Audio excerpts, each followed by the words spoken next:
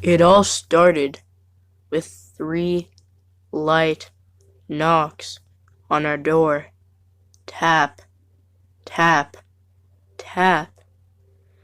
We seldom had visitors to our small apartment, especially not at this hour.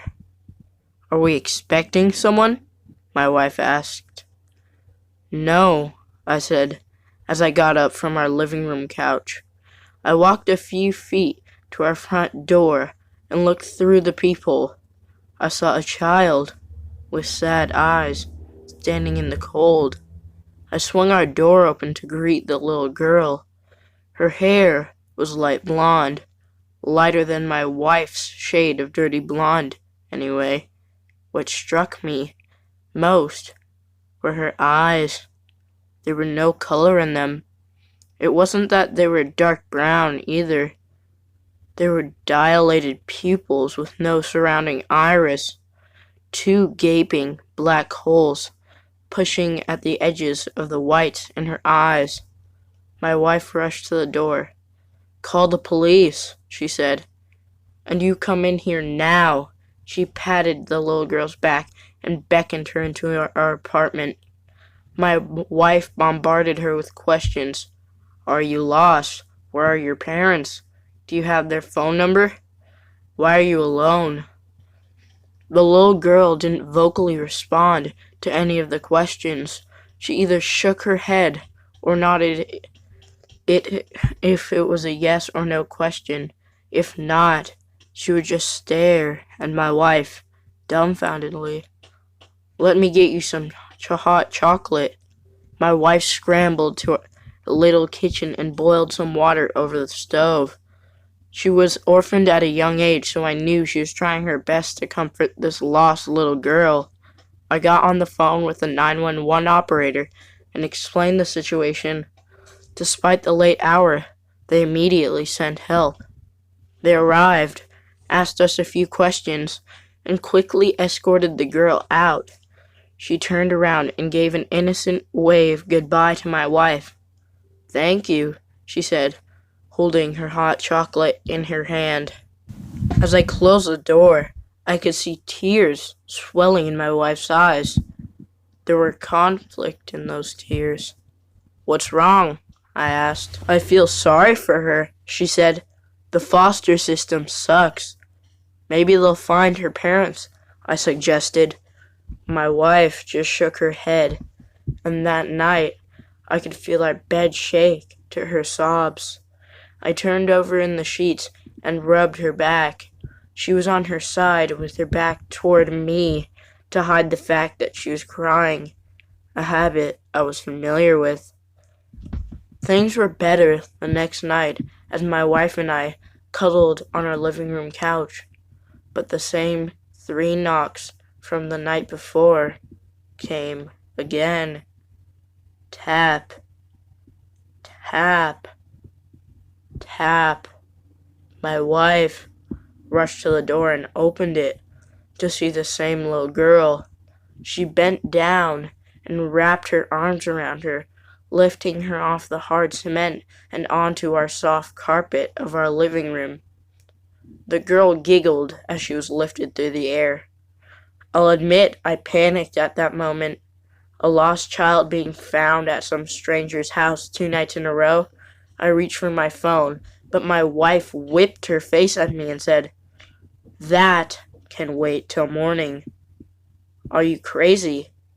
The girl frowned at me with her smoldering black eyes of coal. My wife gave her classic death stare that I read as, "What did you just say to me?"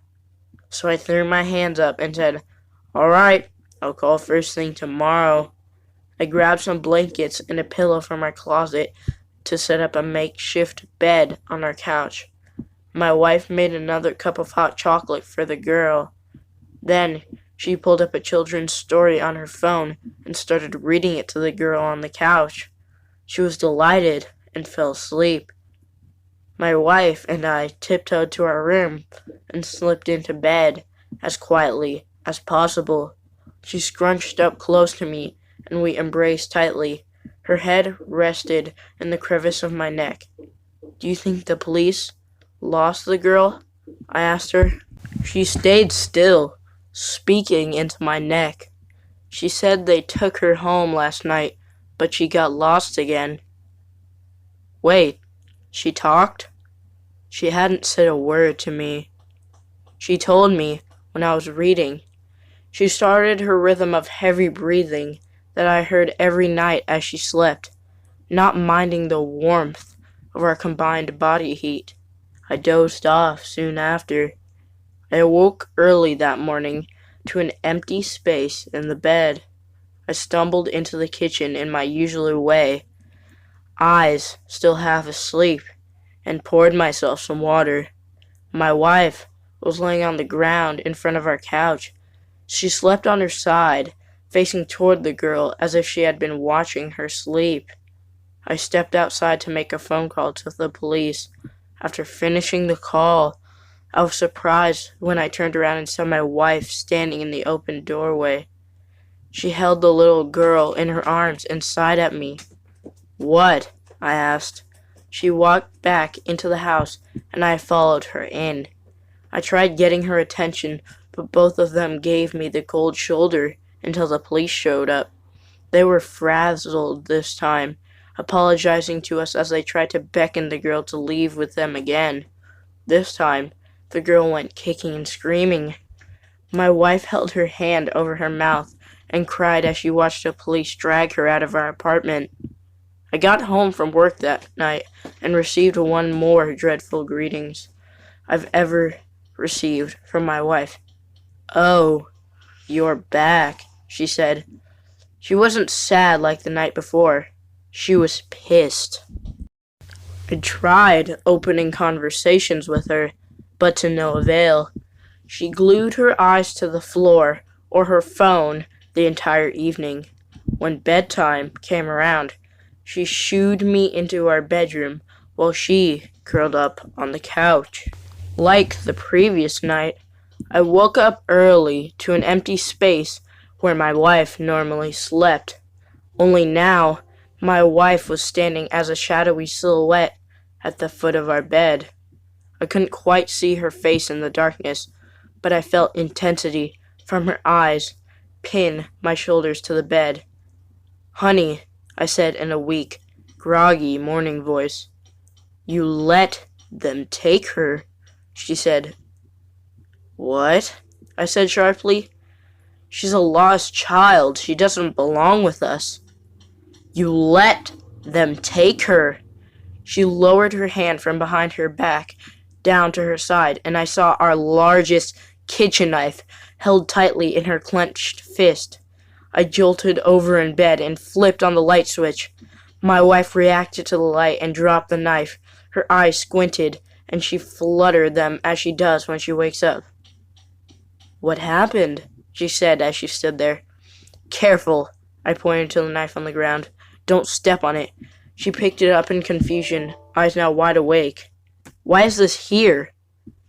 "You were pointing a knife at me while standing there." She burst into tears and slammed her face into her bed. I crouched next to her and put my arms around her. "It's okay," I said, "but I think we need to see someone to figure this out." She nodded, still sobbing face first into her blanket. The next thing I did was to call in sick to work. Nothing like this had ever happened to my wife, and I was determined to be there for her until we found a way to fix it. Made her some breakfast that morning, but she fell asleep on the couch before I could finish it. She was dead tired, and it made me wonder how long she stood at the foot of the bed, waiting for me to wake up the previous night. I put her breakfast on a plate and set it on the ground in front of the couch in case she woke up. I needed a shower. I took a quick shower, expecting her to be up about when I was done. I was surprised and relieved to see she was still sleeping when I got out. I took the opportunity to do some research on therapists in my area.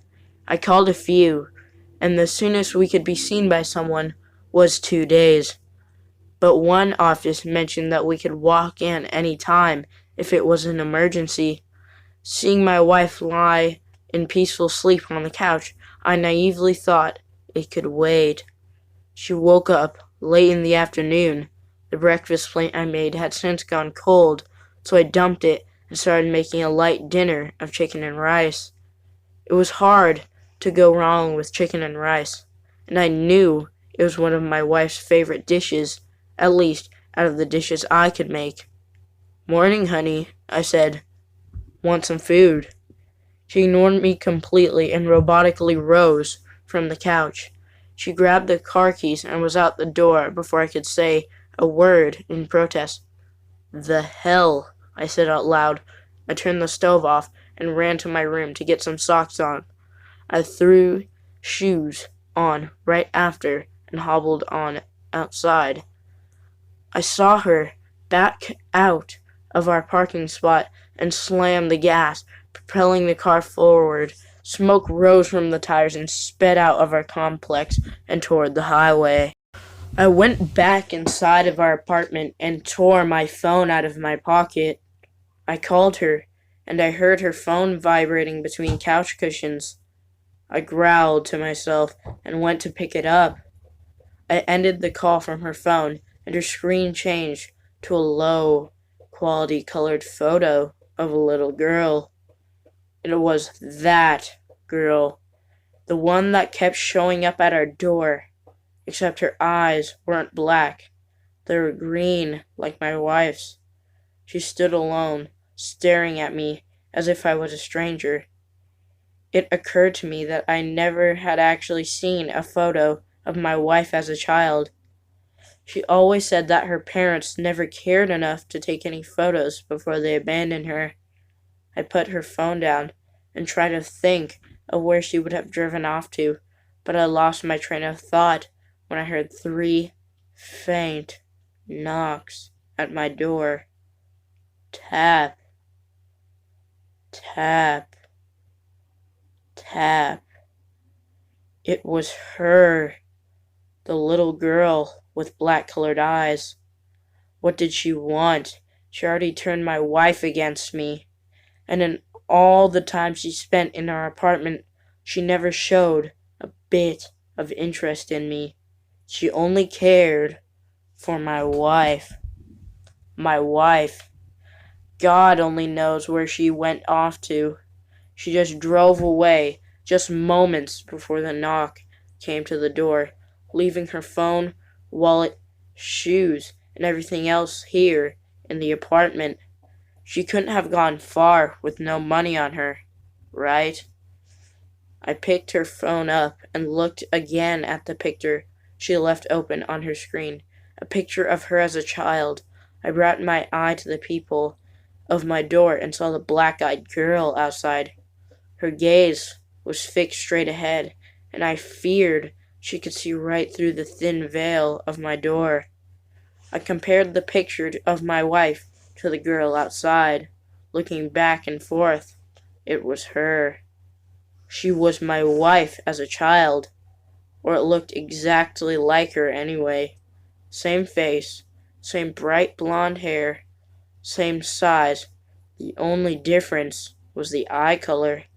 The girl outside had pure black eyes, as if they were giant pupils, the only put in check by whites of her eyes. The photo showed my wife's evergreen eyes that I grew to know over the years of our relationship. I've put many hours looking at those eyes while we were dating and after, but I could only hold eye contact with this little girl version of her for 1 second. There was something maddening about it, as if the blackness of her eyes constantly held back the screams of soul in pain. She knocked again with the same soft, rhythmic knocks. Tap, tap, tap.